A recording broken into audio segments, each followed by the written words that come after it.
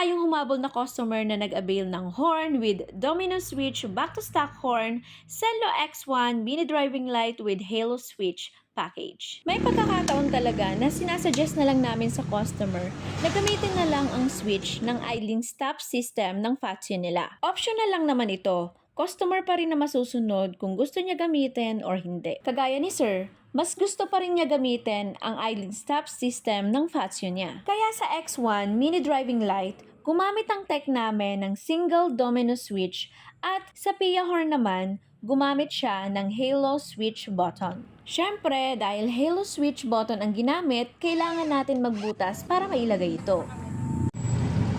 So, si Bossing ay naka-domino switch and halo switch. Sige, boss, try po natin, sir. Sige po. Ayan. So, sa MDL muna tayo, sir. Check natin kung ano. Ayan po yung low beam. Sige, boss. High beam. Nice. Sa horn naman tayo, boss. Yung horn ni boss ay nandito sa ilalim yung halo switch niya. Sige, boss. Horn tayo. Nice. Yan. Nice. Diba? Ganda.